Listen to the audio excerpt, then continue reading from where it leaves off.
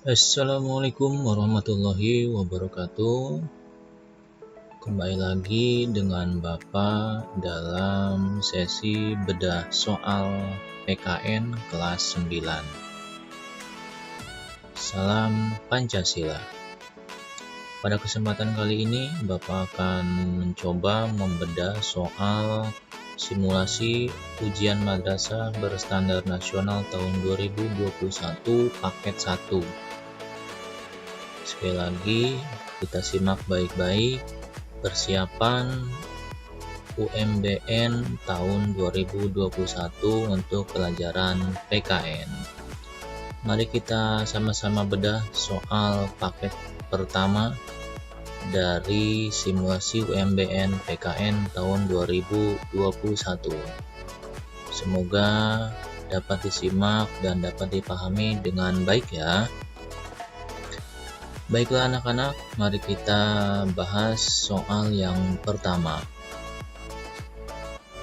Kita lihat di sini soalnya berupa pilihan ganda dengan tipe soal PG kompleks. Soal yang pertama, kita lihat, perhatikan pernyataan berikut. Di sini ada 6 pilihan. Yang pertama, upaya aktif untuk mencapai cita-cita bangsa. 2. Adanya rasa memiliki terhadap bangsa Indonesia. 3. Mendukung keputusan yang menguntungkan bangsa dan negara lain. 4. Selalu bersemangat dalam berjuang mencapai sebuah kemerdekaan. 5. Mengorbankan semua materi demi kemerdekaan negara. 6. Mendahulukan kepentingan golongan di atas kepentingan pribadi. Nah, jika ada tipe soal seperti ini, langkah pertama yang harus perhatikan adalah baca dulu soalnya. Nah, kita lihat soalnya. Nilai-nilai semangat para perumus Undang-Undang Dasar Negara Republik Indonesia tahun 1945 yang perlu kita teladani saat ini ditunjukkan oleh nomor. Nah, jadi di sini kalian diharuskan mencari nilai semangat perumus Undang-Undang Dasar yang kekinian, yang sesuai, yang patut kita teladani saat ini. Nah, kira-kira dari ke-6 tersebut, apa jawabannya? Ya, jawabannya kita coba B ya, yaitu nomor 1, 2, dan 4. Kita lihat nomor 1. Berupaya aktif untuk mencapai cita-cita bangsa. Betul ya, kita harus aktif mencapai cita-cita bangsa. Dengan cara apa? Itu dengan cara belajar. Nomor 2, adanya rasa memiliki terhadap bangsa Indonesia. Itu sudah pasti. Dengan memiliki sifat nasionalisme, patriotisme, artinya kita sudah harus memiliki terhadap bangsa ini. Dan 4, selalu bersemangat dalam berjuang mencapai sebuah kemerdekaan. Nah, ini juga sama ya, artinya kita harus senantiasa semangat dalam berjuang mencapai cita-cita sebuah kemerdekaan. Yaitu apa kita sebagai pelajar?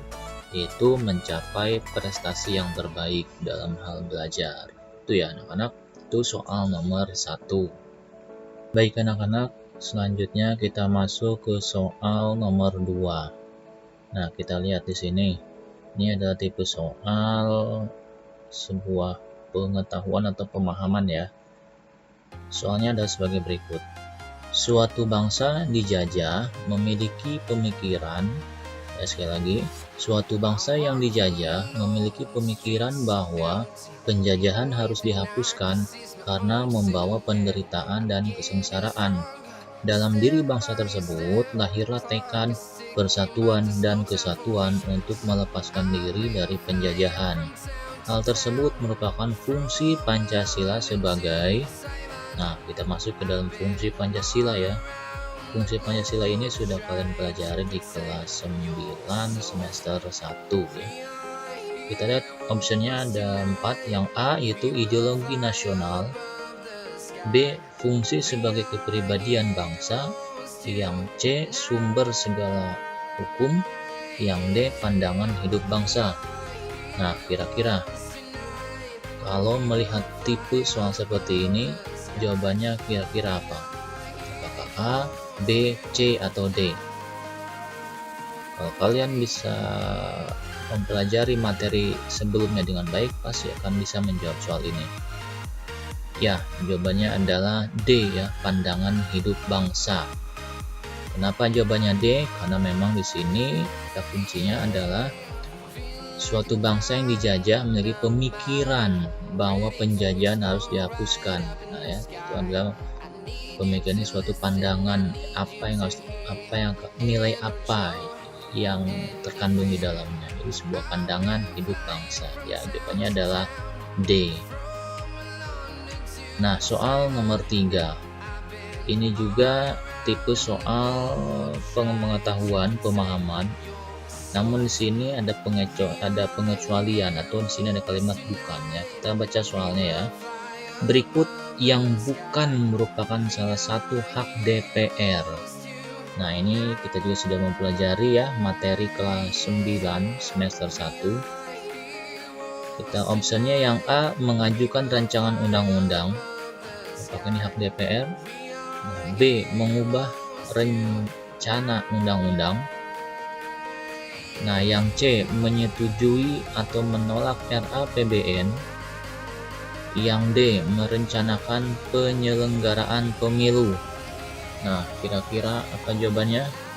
Sekali lagi di sini yang bukan merupakan salah satu hak DPR. Apakah A, mengajukan rancangan undang-undang? Ini sudah pasti. B, mengubah rencana undang-undang? Ini juga iya. Yang C, menyetujui atau menolak RAPBN? Ini juga iya. Nah, berarti jawabannya adalah D ya, merencanakan penyelenggaraan pemilu. Ini tugasnya siapa? Ya betul, ini ada tugasnya KPU. Baik, kita lihat soal berikutnya yaitu soal nomor 4. Di sini ada tabel ya, ada 4 tabel. Nah, kita lihat dulu pertanyaannya ya, nomor 4. Berikut yang merupakan penyimpangan-penyimpangan yang terjadi pada pelaksanaan Pancasila sebagai dasar negara dan pandangan hidup bangsa pada zaman Orde Baru. Ditunjukkan oleh nomor. Nah, ini penyimpangan yang terjadi pelaksanaan Pancasila ya, penyimpangan Pancasila pada saat zaman Orde Baru. Kita lihat optionnya. Kotak yang pertama yaitu 1. Pemberontakan G30 SPKI di bawah pimpinan Musso. Nomor 2. Pemberontakan Darul Islam atau Tentara Islam Indonesia di bawah pimpinan Kartosuwiryo. Kotak nomor 2 yang isinya yang pertama diduga maraknya korupsi, kolusi dan nepotisme. Yang kedua, demokrasi cenderung dikekang. Nah, option nomor 3 yang 1, adanya penindasan dan kekerasan fisik terhadap orang Timur Timur, Aceh dan Papua. 2. Pemberontakan Republik Maluku Selatan.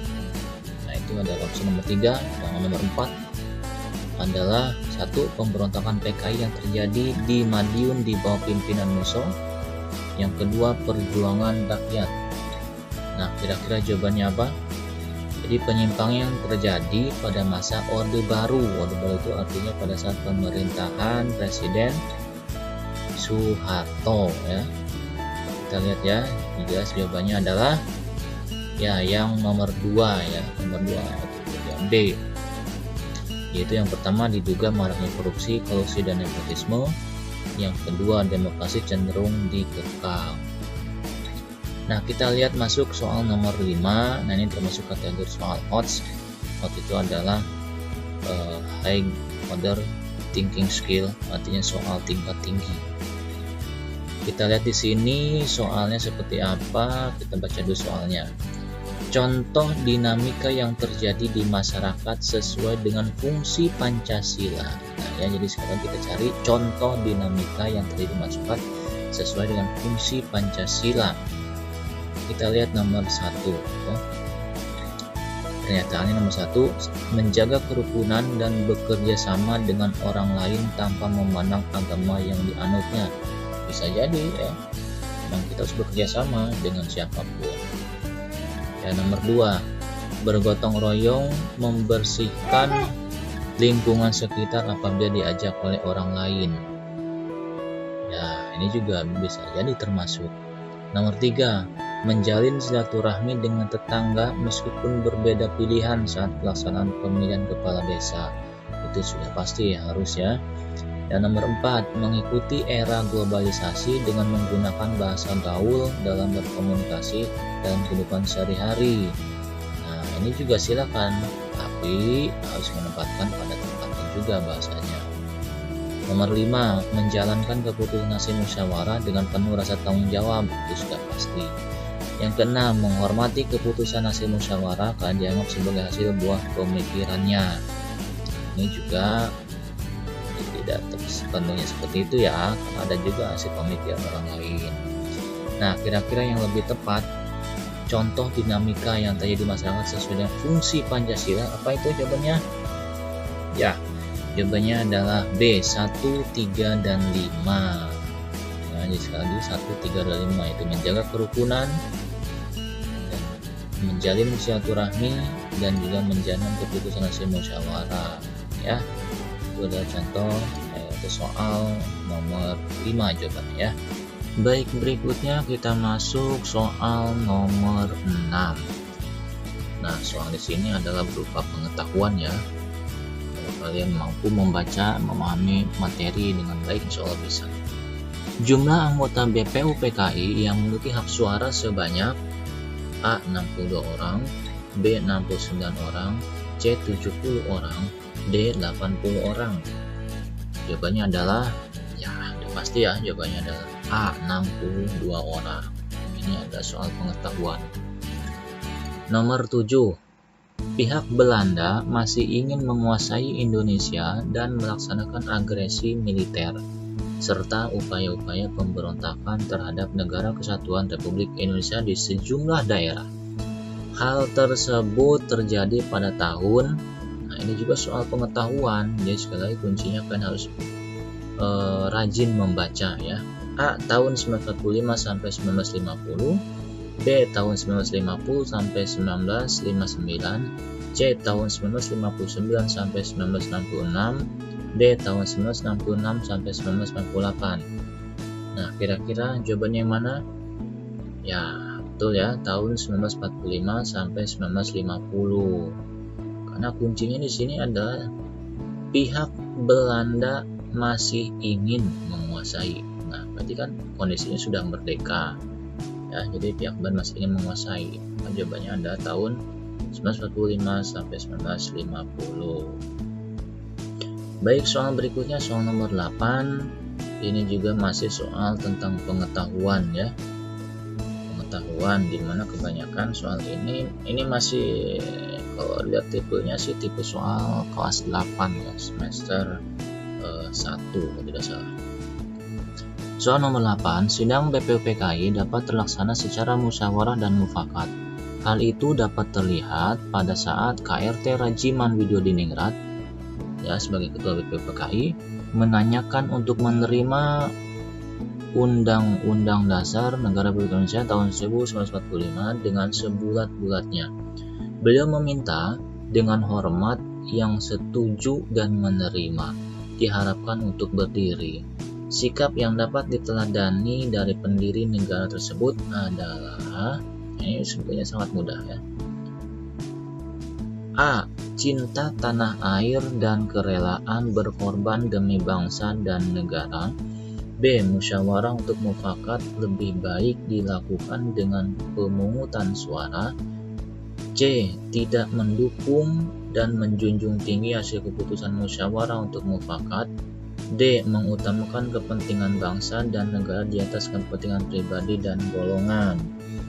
Baik, kira-kira apa jawaban untuk soal nomor 8 ini? Ya, jawabannya adalah D ya, mengutamakan kepentingan bangsa dan negara di atas kepentingan pribadi dan golongan. Artinya bisa saja Rajiman ini langsung mengadakan aklamasi, namun di sini beliau tetap mengutamakan kepentingan bangsa dan negara ya, musyawarah secara mufakat ya. Itu jawabannya adalah D. Nah, kita masuk soal nomor 9. Ini juga termasuk tipe soal hot ya, soal tingkat tinggi. Kita lihat dulu soalnya nih. Pemahaman tersebut merupakan sebuah upaya dan usaha untuk, nah jadi ini sebuah pemahaman untuk apa? Kita lihat. Lautan dan daratan di Indonesia merupakan sebuah kesatuan yang tak terpisahkan. Keduanya pun merupakan ruang hidup dan kedaulatan bangsa. Nah, soalnya sekali lagi, pemahaman tersebut merupakan sebuah upaya dan usaha untuk A. menyatukan kekuatan militer di daratan dan lautan. B. Memberikan paradigma atas besarnya dan kuatnya negara Indonesia. C. Mewujudkan kebutuhan atas rasa aman sebagai sebuah bangsa. D. Menunjukkan kedaulatan dan kekuatan Indonesia kepada negara-negara tetangga. Nah, jadi sekali lagi, nomor 9 ini adalah tipe soal untuk lebih mengetahui pemahamannya diarahkannya kemana kalimat tersebut ya. Ya, ayo, kira-kira jawabannya yang mana? Nah, jawabannya adalah C ya, mewujudkan kebutuhan atas rasa aman sebagai sebuah bangsa. Kenapa jawabannya C? Kita lihat, lautan dan daratan di Indonesia merupakan sebuah kesatuan yang tak terpisahkan. Keduanya pun merupakan ruang hidup dan kedaulatan bangsa. Ada kalimat kedaulatan. Ada kalimat kedaulatan, ya ini berkaitan dengan, ya artinya sebuah keamanan ya, sebuah keutuhan. Artinya di sini mewujudkan kebutuhan atas rasa aman sebagai sebuah bangsa. Ya, artinya kedaulatan. Oke, soal nomor 10. Nah, di sini kita ada soalnya. Sikap Nora tersebut sesuai dengan nilai Pancasila, yaitu, nah, sekali lagi ini nilai Pancasila apa? Nilai apa? Ya, dalam rapat kegiatan wisata di SMP Maju Jalan, Nora, Ketua Kegiatan Wisata, memberikan kesempatan kepada teman-temannya untuk menyampaikan usulan mengenai lokasi dan alasan kunjungan ke objek wisata yang dipilihnya. Nah, jadi Nora ini memberikan kesempatan untuk menyampaikan usulan ya. Nah, kalau berkaitan usulan, artinya sikap Nora ini sesuai dengan nilai Pancasila, yaitu A. Menghormati hak orang lain, B. Menghargai hasil karya orang lain, C. Memberi pertolongan kepada orang lain, D. Mengembangkan sikap adil terhadap sesama. Ini soal yang mudah, ya. Bapak kira ini soal yang sangat mudah. Apa jawabannya? Ya, udah pasti ya. Jawabannya adalah A. Menghormati hak-hak orang lain. Ya. Soal nomor 11. Nah, ini juga kita lihat dulu soalnya. Urutan konsep rumusan dasar negara yang benar menurut M. Yamin. Nah, ini udah pasti. Kalau kalian sering membaca, pasti akan tahu jawabannya. Ya, jadi urutannya nomor 1, kesejahteraan rakyat, 2, peri ketuhanan, 3, peri kemanusiaan, 4, peri kebangsaan, 5, peri kerakyatan. Nah, kira-kira urutan yang benar adalah yang mana? Ya, dari ke-6 ada kelima ini ya, 5 rumusan dasar negara menurut M. Yamin. Nah, ini optionnya ya, mulai dari A, B, C, dan D. Jawabannya adalah, ya, jawabannya adalah D, 4, 3, 2, 5, 1 ya. 4, peri kebangsaan ya, 3 yaitu peri kemanusiaan, 2, peri ketuhanan ya, kelima peri kerakyatan, dan yang ke-1 kesejahteraan rakyat. Nah, ini adalah soal tipe pengetahuan ya. Ini jawabannya adalah D. Baik, kita masuk soal nomor 12. Nah, kita lihat di sini ada tanda hot lagi, artinya ini ada soal tingkat tinggi. Kita di sini ada sebuah pernyataan ya, di sini ada soalnya. Kita lihat dulu soalnya. Komitmen berbangsa dan bernegara yang nampak dalam peristiwa tersebut dan harus dilaksanakan oleh generasi muda terhadap Pancasila. Artinya komitmen bangsa yang bernegara ini yang nampaknya apa komitmennya? Kita lihat kalimatnya. Anggota PPKI akhirnya menyepakati rumusan sila pertama dengan menghilangkan 7 kata sehingga menjadi ketuhanan yang Maha Esa. Kesepakatan ini dilatar belakangi kesadaran dan keinginan untuk mewujudkan persatuan-kesatuan Indonesia. Nah, jadi komitmennya apa yang ditunjukkan di kalimat ini ya? Kita lihat optionnya, yang A, mempelajari dan menghafalkan urutan bunyi sila Pancasila yang benar. B, membandingkan antara Pancasila dalam pembukaan dan Piagam Jakarta. C, mengamalkan nilai-nilai Pancasila agar terwujud persatuan dan kesatuan. D, menghargai tokoh perumus yang telah menghasilkan ideologi yang disegani. Nah, jadi kira-kira nilainya yang mana? Ya, dari kalimat tersebut. Ya, jadi jawabannya adalah B ya, membandingkan antara Pancasila dalam pembukaan dan Piagam Jakarta. Karena di sini dalam Piagam Jakarta tersebut ada 7 kalimat ya. Artinya 7 kalimat, artinya ketuhanan yang Maha Esa dengan menjalankan syariat Islam, itu ya kalimatnya. Nah, ini diganti dengan ketuhanan yang Maha Esa saja. Ya, itu. Jadi soalnya ini soal tipe HOTS ya, artinya memerlukan pemahaman kita. Jadi soal jawabannya adalah B ya, membandingkan antara Pancasila dalam pembukaan dan Piagam Jakarta. Nah, kita masuk soal nomor 13. Ini juga masih tipe soal HOTS ya, artinya soal tingkat tinggi. Nah, kita lihat dulu soalnya. Berdasarkan ilustrasi tersebut, tindakan yang dilakukan Pak Yono adalah mewujudkan fungsi Pancasila sebagai ini. Kita lihat ini soal itu, kita lihat ya, perhatikan kalimatnya. Jadi soalnya tindakan yang dilakukan Pak Yono itu wujud fungsi Pancasila sebagai apa? Kita lihat dulu ilustrasinya.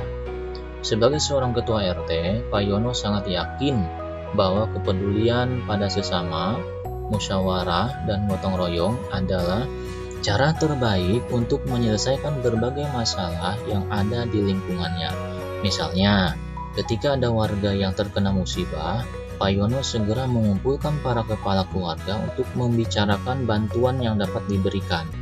Bahkan seringkali menyisihkan sebagian dari pendapatan mereka untuk membantu. Nah, itu ada ilustrasi keadaan kalimat ya. Nah, jadi berdasarkan ilustrasi tersebut, tindakan yang dilakukan Pak Yono adalah perwujudan fungsi Pancasila sebagai apa? A. Sebagai dasar negara, B. Ideologi nasional, C. Kepribadian bangsa, D. Pandangan hidup bangsa. Ayo, kira-kira ini fungsi Pancasila sebagai apa? Ya, betul ya, fungsinya sebagai kepribadian bangsa. C ya. Kepribadian bangsa kita itu adalah gotong royong. Ya, baik, soal berikutnya itu soal nomor 14. Di sini juga masih ada ilustrasi ya, soal PG kompleks yaitu ilustrasi. Kita lihat dulu soalnya. Berdasarkan ilustrasi tersebut, nilai semangat dan komitmen dari pendiri negara adalah, nah ini berarti dicari nilai semangatnya apa. Kita baca dulu ilustrasinya. Wakil-wakil Protestan dan Katolik dari wilayah yang dikuasai oleh Angkatan Laut Jepang merasa keberatan dengan bagian kalimat rumusan dasar negara dalam Piagam Jakarta. Sebelum sidang PPKI dimulai, Muhammad Hatta mengajak Ki Bagus Hadikusumo, Kiai Haji Wahid Hasyim, dan Mr. Kasman Singodimejo dan Mr. Toku Muhammad Hasan mengadakan rapat pendahuluan untuk menghilangkan bagian kalimat tersebut dengan bermusyawarah mufakat agar tidak terpecah sebagai bangsa. Ya, itu ya. Ini kalau kalian menyimak soal sebelumnya di atas, kalian bisa masih nyambung ini. Jadi ada 7 kalimat yang ingin dihilangkan. Jadi berdasarkan usaha tersebut, nilai semangat dan komitmen dari pendiri negara adalah A. Pengorbanan pribadi dengan menempatkan kepentingan negara di atas segalanya. B. Selalu bersemangat dalam berjuang untuk mencapai kemerdekaan. C. Adanya rasa memiliki terhadap bangsa Indonesia. D. Berperan aktif dalam mewujudkan cita-cita bangsa. Nah, kira-kira apa jawabannya? Nah, kalau kalian jeli, pasti bisa ya. Ya, jawabannya adalah A. Pengorbanan pribadi dengan menempatkan kepentingan negara di atas segalanya. Kenapa? Karena bisa saja, karena mayoritas agama Islam bisa saja tidak menggantinya, artinya tetap menggunakan 7 kalimat tersebut, yaitu ketuhanan yang Maha Esa dengan menjalankan syariat Islam. Itu bisa saja, karena mayoritas Islam. Namun apa yang terjadi? Karena Indonesia adalah negara yang tidak hanya Islam saja agamanya, maka dilakukan musyawarah mufakat, yaitu dengan cara menghilangkan beberapa kata tersebut, ya, sehingga cukup dengan kalimat ketuhanan yang Maha Esa. Baik, soal nomor 15. Keadaan yang mungkin terjadi apabila pasal 6 ayat 2 Undang-Undang Negara Republik Indonesia tahun 1900 tidak diamandemen adalah, nah tentunya kalian harus tahu dulu ya, pasal 6 ayat 2 ini isinya apa. Jadi sekali lagi ya, kalian harus tahu dulu pasal 6 ini bunyinya seperti apa antara sebelum diamandemen dengan sesudah diamandemen. Pasal 6 ayat 2 sebelum diamandemen bunyinya yaitu Presiden dan Wakil Presiden dipilih oleh Majelis Permusyawaratan Rakyat dengan suara yang terbanyak. Jadi dulu sebelum diamandemen bunyinya seperti itu, Presiden itu dipilih oleh MPR dengan suara terbanyak. Namun saat ini sudah tidak bisa lagi dan harus diamandemen ya, karena sudah tidak relevan. Akhirnya pasal 6 ayat 2 berubah setelah diamandemen pada amandemen ketiga ya. Pasal ayat 6 ayat 2 yaitu syarat-syarat untuk menjadi presiden dan wakil presiden diatur lebih lanjut dengan undang-undang. Ya, jadi sekali lagi itu. Nah, opsinya di sini A. Penyalahgunaan jabatan presiden untuk kepentingan tertentu. B. Indonesia menjadi negara yang menganut sistem presidensial. C. Presiden dan wakil presiden tidak mewakili suara rakyat. D. Kekuasaan presiden dibatasi oleh masa jabatan. Nah, itu kan kalau kalian tahu isinya, maka jawabannya pasti akan mudah. Ya, jawabannya adalah C ya, presiden dan wakil presiden tidak mewakili suara rakyat. Kenapa? Karena yang memilihnya adalah MPR. Saat itu ya, sebelum diamandemen. Tapi setelah diamandemen, yang memilihnya adalah rakyat. Oke, soal nomor 16 ya. Kita lihat dulu soalnya. Urutan peraturan perundang-undangan yang berlaku di Indonesia menurut Undang-Undang Nomor 12 Tahun 2011 adalah, nah ini ya, tentang tata urutan peraturan perundang-undangan. Ini sudah kalian pelajari di kelas 8 ya. Kelas 8 ini semester pertama. Jadi sekali lagi di sini urutannya kan harus tahu ya, undang-undang berdasarkan Undang-Undang Nomor 12 Tahun 2011. 1. Ketetapan MPR, peraturan presiden, undang-undang atau Perpu. 3. Peraturan pemerintah ya. Keempat. Kelima, Undang-Undang Dasar Negara Indonesia tahun 1945. Keenam, peraturan daerah provinsi. Ketujuh, peraturan daerah kabupaten kota. Kalau kalian paham, tahu, pasti akan mudah jawabannya yang mana. Dan di sini ya optionnya ini A, B, C, D ya. Kira-kira nomor 16 ini jawabannya apa? Ya, jawabannya adalah D ya. 5134267. Kita lihat 513. 5. Undang-Undang Dasar Negara Indonesia tahun 1945 ya. Setelah undang-undang di bawahnya adalah TAP MPR ya, ketetapan MPR. Nah, yang ketiga yaitu undang-undang atau Perpu. Ya, di bawahnya adalah baru peraturan pemerintah ya.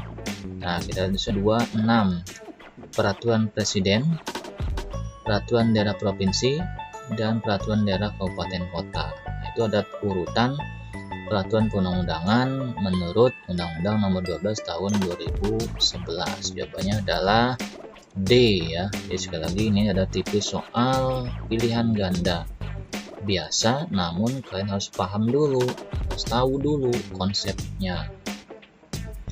Nah, soal berikutnya itu soal nomor 17. Di sini ada kalimat atas berkat rahmat Allah yang Maha Kuasa dan didorongkan oleh keinginan luhur, maka rakyat Indonesia menyatakan dengan ini kemerdekaannya. Itu ya penggalan kalimat dari pembukaan UUD 45. Berdasarkan pernyataan tersebut, makna alinea ketiga pembukaan Undang-Undang Dasar Negara Republik Indonesia tahun 1945 adalah, nah ini adalah materi kelas 9 semester 1 ya, bab yang kedua kalau tidak salah. Nah, kira-kira apa jawabannya? A. Apakah Indonesia bebas dari kekuasaan bangsa lain? B. Bebas menentukan tujuan dan nasibnya sendiri. C. Bangsa Indonesia mengakui nilai-nilai religius. D. Pokok-pokok kaidah pembentukan pemerintahan Indonesia. Sangat mudah sekali ya. Kalau kalian paham, pasti mampu menjawabnya. Ya, jawabannya adalah C. bangsa Indonesia mengakui nilai-nilai religius. Kenapa? Nah, di sini ada kalimat utamanya, itu atas berkat rahmat Allah yang Maha Kuasa. Itu kata kuncinya. Baik, soal berikutnya yaitu nomor 18. Kedaulatan tetap ada selama negara itu berdiri, bahkan ketika pemegang kekuasaan sudah berganti. Pernyataan tersebut menunjukkan sifat kedaulatan Indonesia, yaitu ini baru kalian pelajari ya di semester 1 kelas 9. Jadi sekali lagi ini berkaitan dengan materi kedaulatan. Jawabannya apa? Ya, jawabannya adalah A ya, permanen. Artinya walaupun berganti pemerintahan tapi tetap ya kedaulatan itu akan tetap ada selama negara itu berdiri. Baik, berikutnya adalah soal nomor 19. Nah, kita lihat dulu soalnya seperti apa ya. Di sini ada sebuah pernyataan. Soalnya yaitu berdasarkan pernyataan tersebut, fungsi Undang-Undang Dasar Negara Republik Indonesia tahun 1945 adalah ini adalah fungsi ya, fungsi dari Undang-Undang Dasar. Ini kalian sudah pelajari ya, sudah kalian pelajari di kelas 9 semester 1 ya. Kita lihat, perhatikan pernyataannya. Undang-Undang Dasar Negara Republik Indonesia tahun 1945 dalam kerangka tata urutan peraturan perundang-undangan atau hierarki peraturan perundangan di Indonesia menempati kedudukan tertinggi. Semua produk hukum di Indonesia harus dilandasi dan bersumber pada Undang-Undang Dasar Negara Republik Indonesia tahun 1945. Ini sangat mudah ya anak-anak. Ada kata kunci yang harus kalian pahami. Selain pengetahuan, kalian harus tahu juga ada kata kunci yang harus kalian pahami. Jadi fungsi undang-undang sebagai apa yang di atas itu ya? A sebagai pengatur negara, B hukum dasar, C alat kontrol, dan D alat penentu. Ya, kalau kalian jeli di sini ada kalimat harus dilandasi.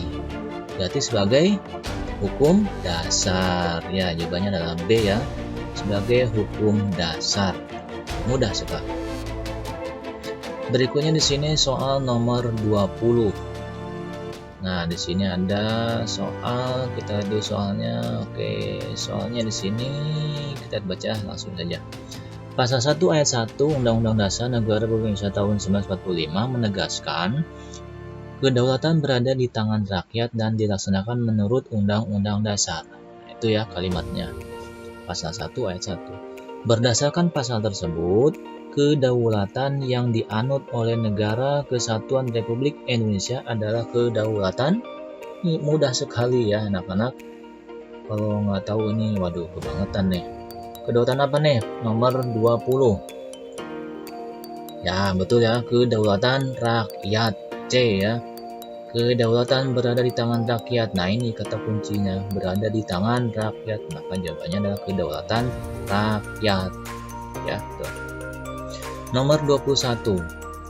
Panitia ad hoc yang disusun oleh Badan Pekerja MPR di masa awal reformasi membuat kesepakatan dasar terkait perubahan Undang-Undang Dasar Negara Indonesia tahun 1945. Berikut yang bukan termasuk perubahan tersebut.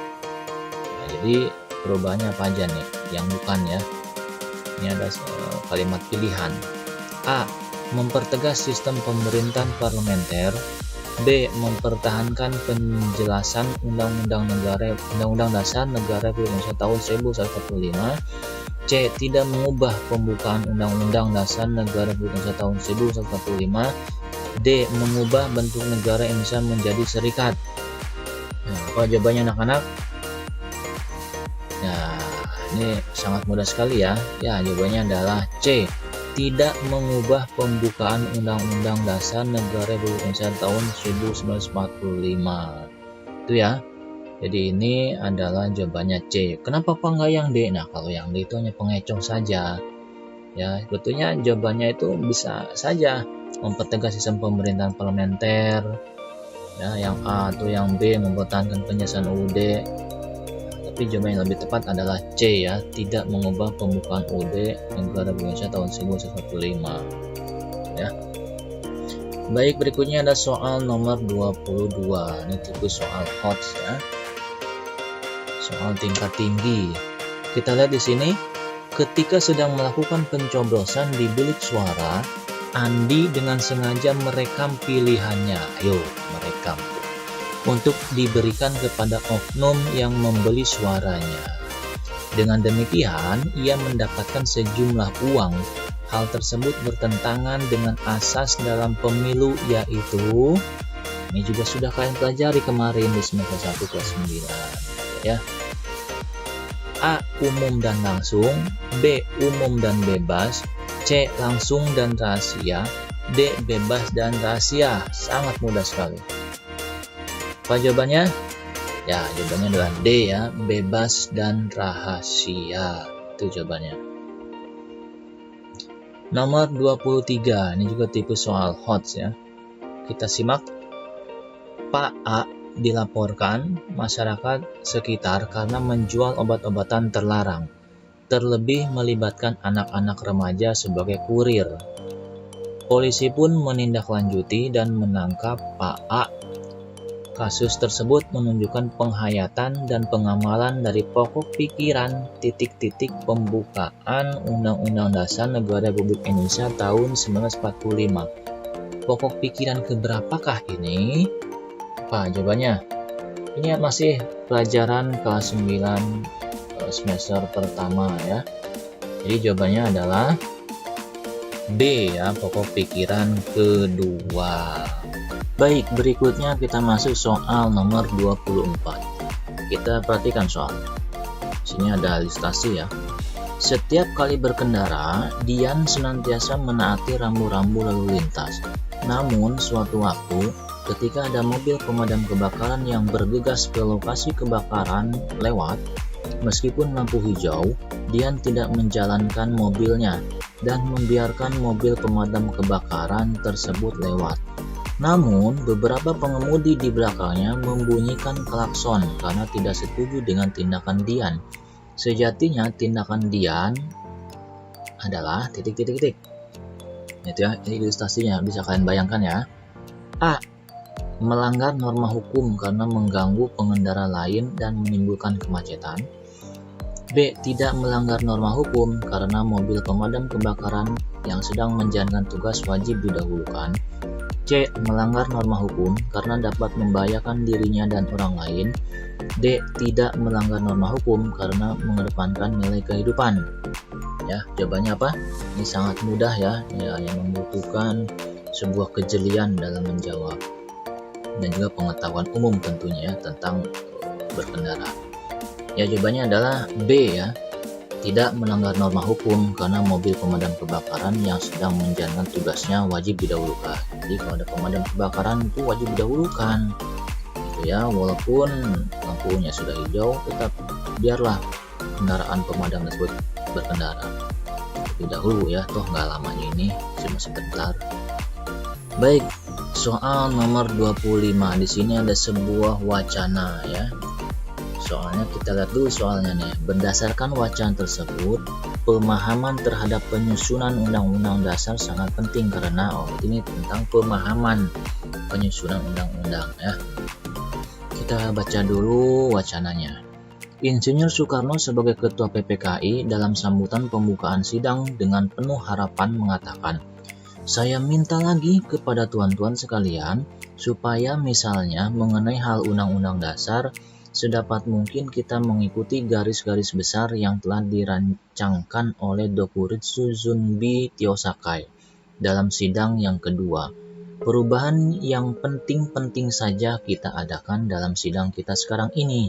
Urusan yang kecil-kecil hendaknya kita kesampingkan, agar kita sedapat mungkin pada hari ini pula telah selesai dengan pekerjaan menyusun Undang-Undang Dasar dan memilih Presiden dan Wakil Presiden." Nah, itu adalah wacananya.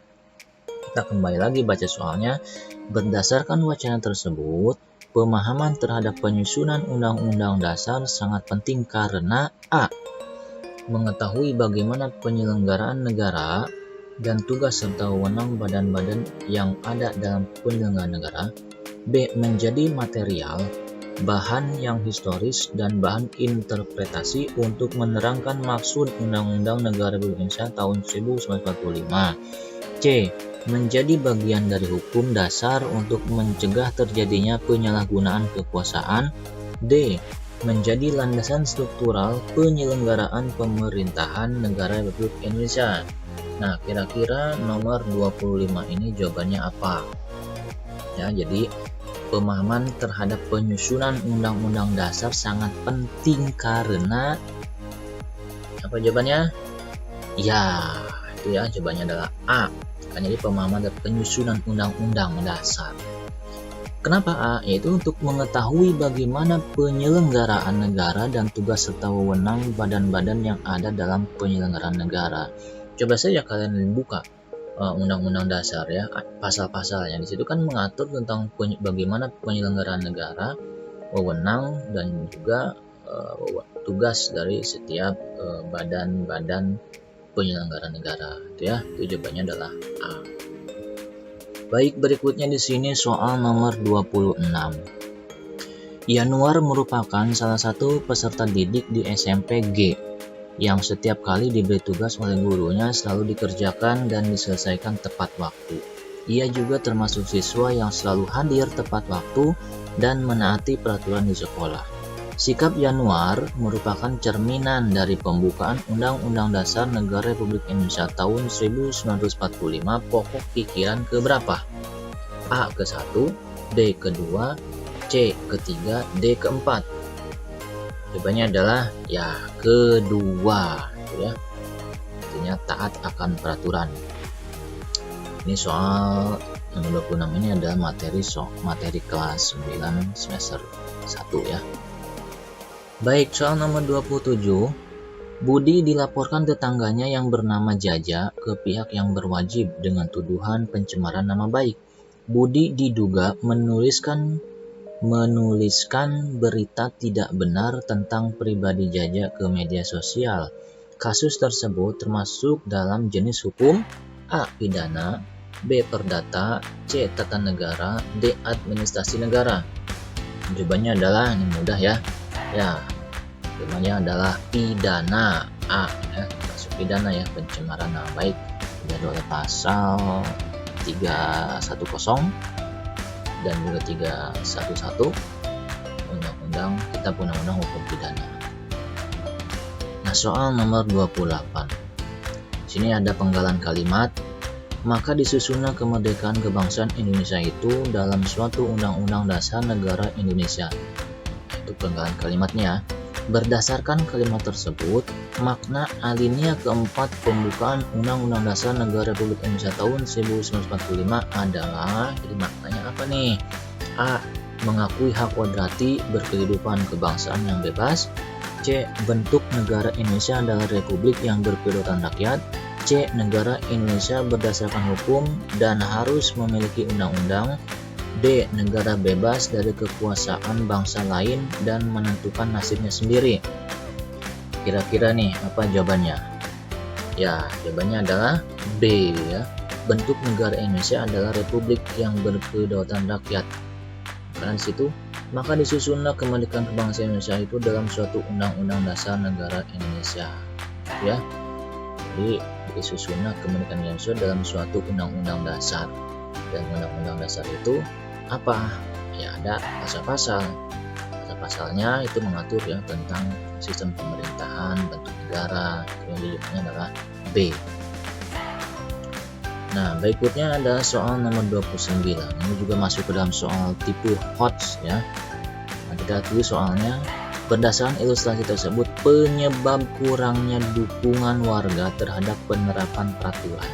Jadi penyebabnya ya, kita baca dulu wacananya. Peraturan daerah tentang larangan bagi pedagang kaki lima atau PKL untuk berjualan di jalan pedestrian ya, kota A telah dipasang di sekitar jalan melalui papan reklame. Namun para PKL tidak mengindahkan perda tersebut dan tetap berjualan di sepanjang jalan pedestrian. Menurut para pedagang, mereka tidak diberikan jalan keluar untuk menghadapi dampak peraturan daerah tersebut. Itu ya, jadi pedestrian itu ada trotoar ya. Nah, di sini ada kata kuncinya sebetulnya. Soalnya kita lihat Penyebab kurangnya dukungan warga terhadap penerapan peraturan tersebut karena A. Kurang dapat menjamin kebutuhan ekonomi masyarakat terutama pedagang. B. Masyarakat tidak diikutsertakan dalam proses pembuatan peraturan di Dewan. C. Tidak mempertimbangkan masukan, usul, dan ide yang berasal dari masyarakat. D. Hanya melibatkan beberapa orang pedagang yang dianggap memiliki pengetahuan tentang pembuatan peraturan. Nah, kira-kira jawabannya apa? Ya, jawabannya adalah C ya, tidak mempertimbangkan masukan, usul, dan ide yang berasal dari masyarakat. Nah, di sini selain membuat peraturan juga kita harus tahu solusinya. Jadi kalau PKL nggak boleh dagang di situ, ya berikan solusinya di mana tempatnya atau direlokasi kemana.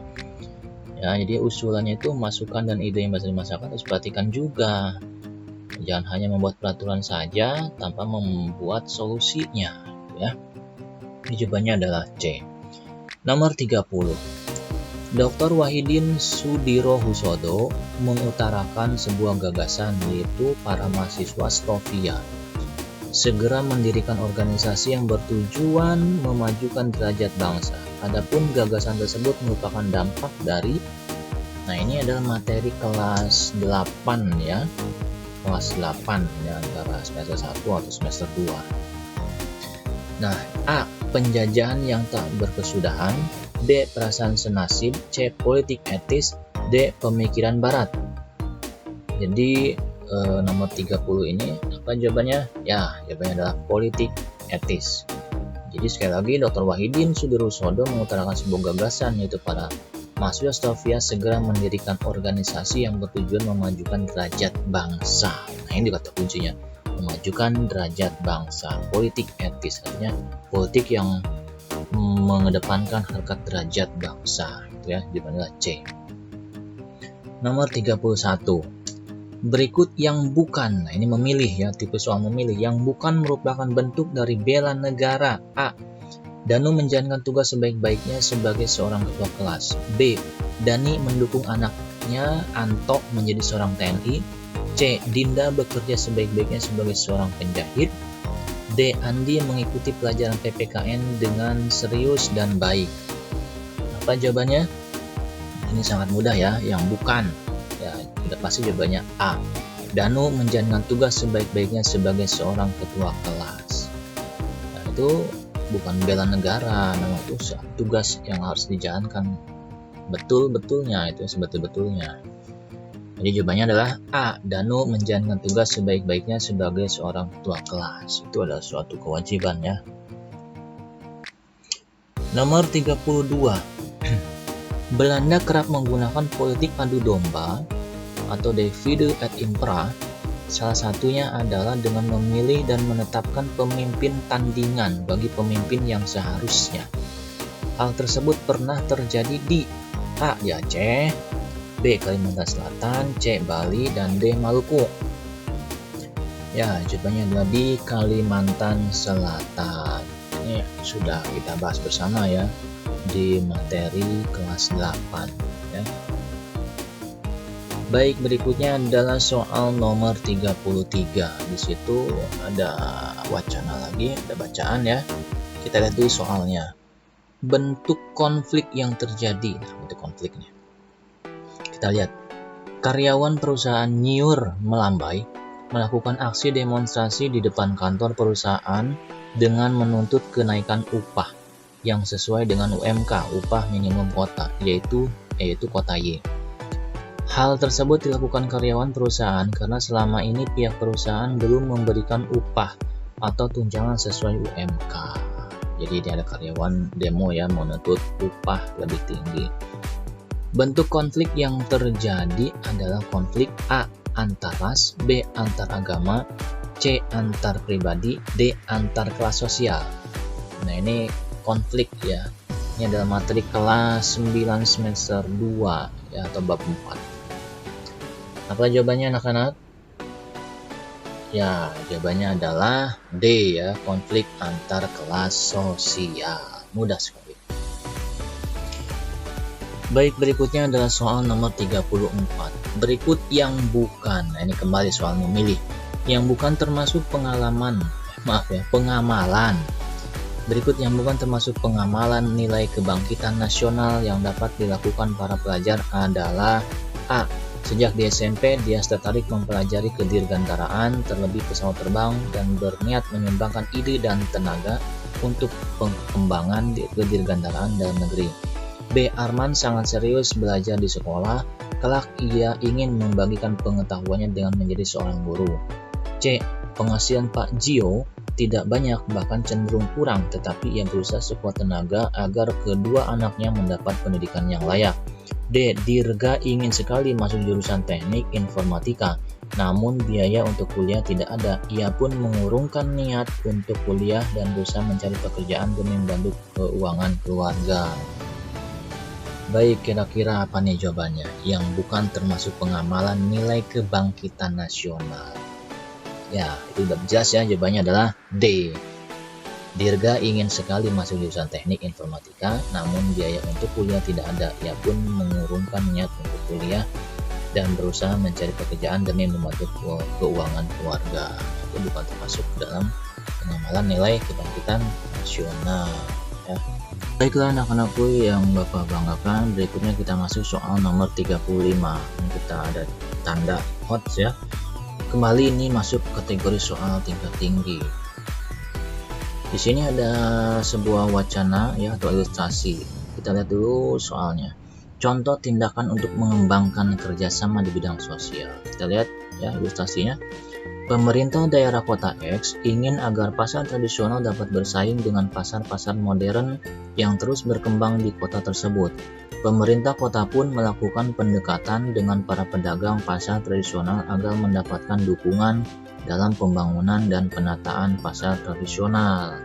Nah, itu ada ilustrasinya. Soalnya yaitu tindakan untuk mengembangkan kerjasama di bidang sosial adalah A. Memberikan jaminan kepada para pedagang yang pindah dari pasar tersebut. B. Melakukan pendataan pedagang dan memberikan pinjaman modal dengan bunga ringan.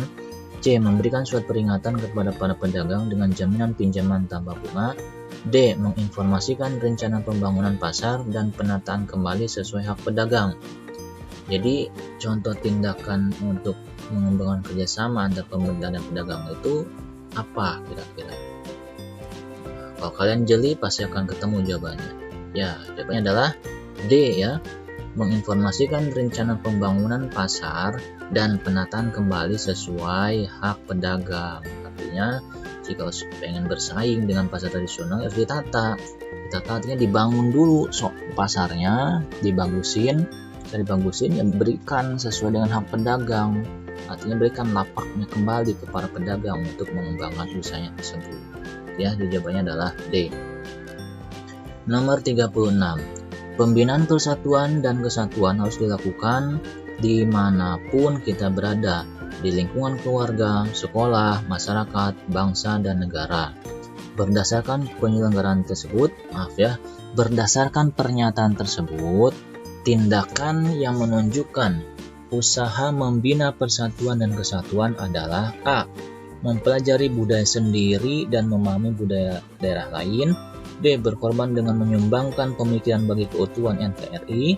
C. Menjaga kelestarian lingkungan dan mencegah terjadinya pencemaran lingkungan. D. Menguasai ilmu pengetahuan dari berbagai disiplin untuk diabdikan kepada negara. Ingat ya, berdasarkan pernyataan tersebut.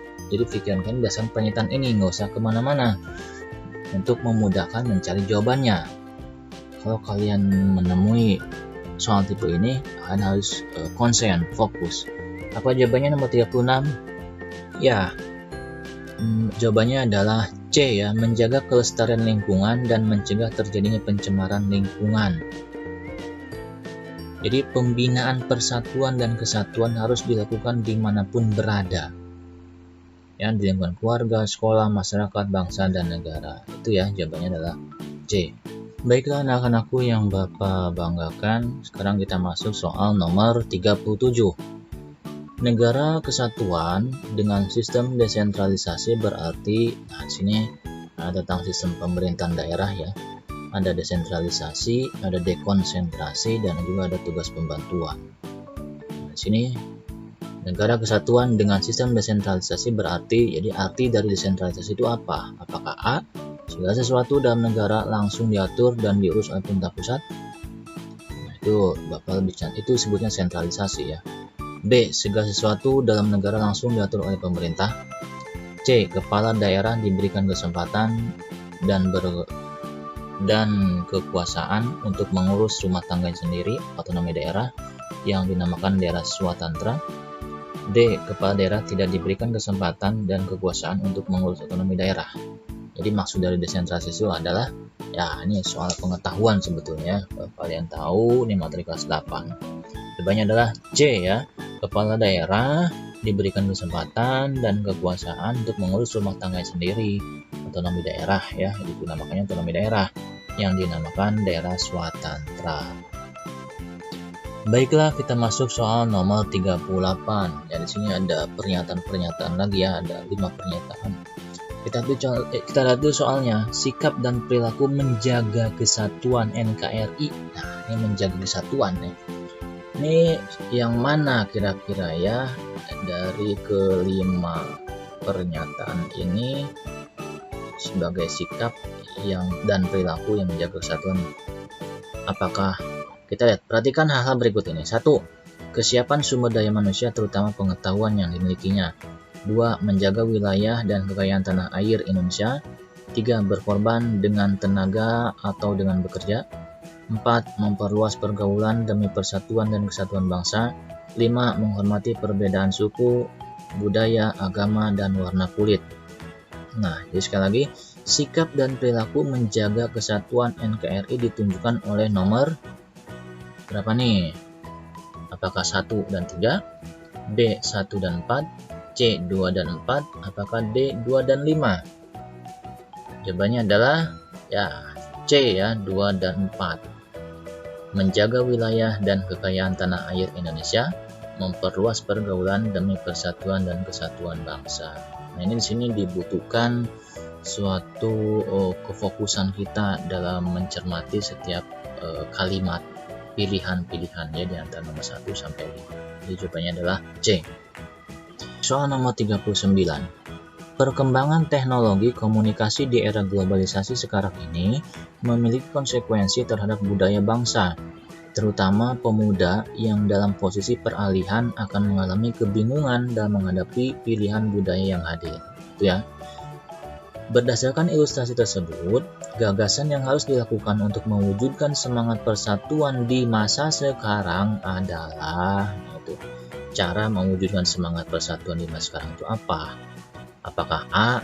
Melakukan pertemuan dengan teman melalui media sosial, B. Menggunakan bahasa gaul dalam berkomunikasi dengan teman, C. Menerapkan budaya asing agar tidak dianggap ketinggalan zaman, D ya, mengembangkan inovasi digital untuk mengembangkan ekonomi rakyat. Jadi ini apa kira-kira jawabannya nomor 39? Ya, jawabannya adalah D ya, mengembangkan inovasi digital untuk mengembangkan ekonomi rakyat. Ya, jadi karena berkaitan dengan pemuda masa kini, otomatis harus dikembangkan inovasi digital untuk mengembangkan ekonomi rakyat. Itu ya. Baik, kita masuk soal yang terakhir, yaitu soal nomor 40. Salah satu dampak negatif keberagaman bagi bangsa Indonesia adalah, ini ingat ya, dampak negatif. A. Melatih untuk menghargai perbedaan dan rasa toleransi. B. Membuktikan kepada dunia akan kekayaan Nusantara. C. Munculnya sikap mencintai budaya daerahnya secara lebih. D. Memperkenalkan kebudayaan daerah sebagai kebudayaan nasional. Kira-kira jawabannya apa? Mudah sekali ya. Ya, jawabannya adalah C. Munculnya sikap mencintai budaya daerahnya secara lebih. Nah, ini kurang bagus. Ini disebut dengan primordialisme. Ya, nggak boleh seperti itu. Baiklah anak-anakku yang Bapak cintai, sekianlah pembahasan bedah soal UMBN tahun 2021 untuk pelajaran PKN. Ini adalah paket yang pertama. Masih banyak paket-paket yang lainnya ya. Artinya, anggap saja ini adalah bimbel PKN ya, untuk menghadapi ujian madrasah berstandar nasional tahun 2021. Walaupun ujian nasional tidak ada, namun tetap untuk UMBN ini tetap ada, dan biasanya UMBN ini dilakukannya secara digital atau UMBN BK ya, berbasis komputer. Jadi ini sebagai bentuk persiapan kalian menghadapi UMBN tahun 2021 ini. Tetap pelajari dengan baik ya, simak terus video pembelajaran tentang bedah soal ini. Bapak akan lakukan secara baik ya di setiap minggunya. Artinya anggap saja ini adalah bimbel PKN ya, yaitu tentang simulasi ujian madrasah berstandar nasional tahun 2021, pelajaran PKN kelas 9. Baiklah anak-anakku yang Bapak cintai, demikianlah bedah soal untuk kali ini. Sampai jumpa di pertemuan berikutnya. Wabillahi taufiq wal hidayah. Wassalamualaikum warahmatullahi wabarakatuh. Salam Pancasila.